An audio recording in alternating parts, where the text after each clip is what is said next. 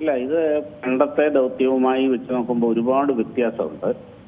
പണ്ട് അപ്പോളോ ദൗത്യങ്ങളുടെ ആ ഒരു ഉദ്ദേശം എന്തായിരുന്നു പറഞ്ഞാൽ, അത് സോവിയറ്റ് യൂണിയനുമായിട്ടുള്ള ഒരു കിടമത്സരത്തിൽ, ബഹിരാകാശത്ത് നടക്കുന്ന ആ ഒരു കിടമത്സരത്തിൽ മുമ്പിലെത്തുക, ജയിക്കുക എന്നുള്ളതിന് അപ്പുറത്തേക്ക് ഒരു ഒബ്ജക്റ്റീവ് പണ്ടത്തെ അപ്പോളോ ദൗത്യങ്ങൾക്കുണ്ടായിരുന്നില്ല. അങ്ങനെ അതിലവർ നാസയും അമേരിക്കയും വിജയിച്ചു. പിന്നെ അന്ന് അവർ ആ പരിപാടി അവിടെ നിർത്തി. അതായിരുന്നു അതിന്റെ ഒബ്ജക്റ്റീവ്. അതുകൊണ്ട് തന്നെ വലിയ അങ്ങനെ ചന്ദ്രനെ എങ്ങനെയൊക്കെ ഉപയോഗിക്കാൻ പറ്റുമെന്നുള്ളതിന്റെ ഗവേഷണം, അങ്ങനത്തെ കാര്യങ്ങളൊന്നും അതിൻ്റെ അകത്ത് നടന്നിട്ടില്ല.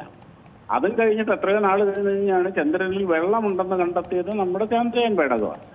എന്നാൽ ഈ ദൗത്യത്തിന്റെ ഉദ്ദേശം എന്ന് പറഞ്ഞാൽ വളരെ ദീർഘകാല ലക്ഷ്യങ്ങളുള്ളതാണ്. അതായത് ഇപ്പൊ പോകുന്ന ഈ ദൗത്യം, ഈ മിഷനിൽ ഒരു ചന്ദ്രനിൽ ഇറങ്ങുന്നില്ല. ചന്ദ്രനെ ഒരു പ്രാവശ്യം ഒന്ന് വലം വെച്ച് തിരിച്ചു വരുന്നതേ ഉള്ളൂ. അടുത്ത ആർടെമിസ് 3 ദൗത്യത്തിലാണ് അവർ ചന്ദ്രനിൽ ലാൻഡിങ് നടത്തി ആൾക്കാർ അവിടെ ഇറങ്ങാൻ പോകുന്നത്. അത് വെറുതെ ഇറങ്ങി തിരിച്ചു വരിക അല്ലെങ്കിൽ അങ്ങനത്തെ അപ്പോളോ ദൗത്യങ്ങൾ പോലെയല്ല. അവിടെ ഒരു സ്ഥിരം താവളം സ്ഥാപിക്കുക.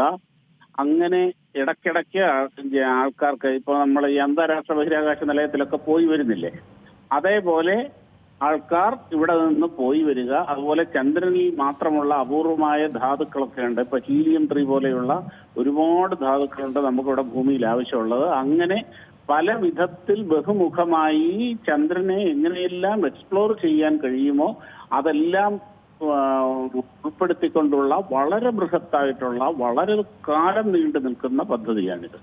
അതാണ് ഇതിന്റെ വ്യത്യാസം. ഇത് ഒരുപാട് മാത്രവുമല്ല, ഇനി ഭാവിയില് ചൊവ്വയിലേക്കൊക്കെയുള്ള മിഷനുകളിൽ ചന്ദ്രൻ ഒരു ബേസ് ക്യാമ്പായി, ഒരു ഇടത്താവളമായി ഉപയോഗിക്കാനുള്ള പദ്ധതിയുണ്ട്.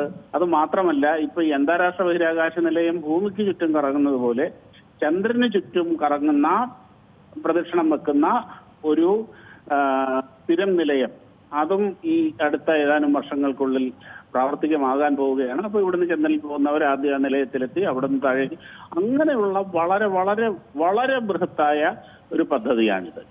അതാണ് പഴയ പദ്ധതിയും അപ്പോളോ പദ്ധതികളും ഈ ആർടെമിസും തമ്മിലുള്ള പ്രധാന വ്യത്യാസം. ഇതിൽ മറ്റൊരു കാര്യം ചോദിക്കാനുള്ളത്, അതായത് ഇപ്പോൾ നാസയുടെ ദൗത്യമാണ് നമുക്കറിയുന്നത് പോലെ, ഇതിൽ നമ്മുടെ രാജ്യത്തിന് ഏതെങ്കിലും തരത്തിലുള്ള നിരവധിയായിട്ടുള്ള പരീക്ഷണങ്ങളൊക്കെ ഈ ശാസ്ത്ര ലോകത്ത് നടക്കുന്നതാണ്. അതിൽ ഈ ഒരു ദൗത്യം, ചന്ദ്രനിലേക്കുള്ള ഈ ഒരു ദൗത്യം ഇന്ത്യക്ക് കൂടി അവകാശപ്പെടുന്ന തരത്തിലേക്ക് വളരാനുള്ളൊരു സാധ്യതയുമുണ്ടോ? അല്ല, ഈ ദൗത്യത്തിൽ ഇപ്പൊ ജസ്റ്റ് തുടങ്ങിയിട്ടല്ലേ ഉള്ളൂ. അവരുടെ രണ്ടാമത്തെ ലോഞ്ചാണിത്. ഇതിന്റെ അകത്ത് ഇപ്പൊ ഇന്ത്യക്ക് കാര്യമായ റോളൊന്നുമില്ല. പക്ഷെ ഞാൻ പറഞ്ഞല്ലോ, ഇത് വളരെ ദീർഘകാലം നീണ്ടു നിൽക്കുന്ന പദ്ധതിയാണിത്. ബഹിരാകാശം എന്ന് പറഞ്ഞു കഴിഞ്ഞാൽ ഇപ്പോൾ ഇന്ന് വളരെ വലിയ അന്താരാഷ്ട്ര സഹകരണങ്ങളുടെ മേഖലയാണ്. അങ്ങനെ ഇനിയുള്ള പദ്ധതികളിലും ഇനിയുള്ള യാത്രയിലുമൊക്കെ തീർച്ചയായിട്ടും ഒരു പ്രധാന ബഹിരാകാശ ശക്തി എന്നുള്ള നിലയിൽ തീർച്ചയായും ഇന്ത്യക്ക് ഇന്ത്യയുടേതായ സംഭാവനകൾ നൽകാൻ കഴിയും. തീർച്ചയായിട്ടും അത് നമുക്ക് തീർച്ചയായിട്ടും പ്രതീക്ഷിക്കാം. ഭാവിയിൽ നമുക്കത് പ്രതീക്ഷിക്കാൻ കഴിയും. ഇന്ത്യയുടേതായ രീതിയിൽ മൂൺ മിഷൻസ് പ്ലാൻ ചെയ്യുന്നുണ്ട്. 2040 ഇന്ത്യ അവിടെ ലാൻഡിങ് നടത്താൻ ഉദ്ദേശിക്കുന്നുണ്ട്. അതിനു വേണ്ടിയിട്ടുള്ള പ്രവർത്തനങ്ങൾ ഇപ്പോഴേ തുടങ്ങിയിട്ടുണ്ട്. അതിനു വേണ്ടിയിട്ട് വലിയ റോക്കറ്റൊക്കെ വേണം. അങ്ങനെയുള്ള കാര്യങ്ങളൊക്കെ ചെയ്യുന്നുണ്ട്. തീർച്ചയായിട്ടും ഒരു അന്താരാഷ്ട്ര സഹകരണത്തിന്റെ ലോകത്ത് പ്രത്യേകിച്ച് ബഹിരാകാശത്ത് തീർച്ചയായും ഇന്ത്യക്ക് ഇന്ത്യയുടേതായ കോൺട്രിബ്യൂഷൻസ് നൽകാൻ സാധിക്കും.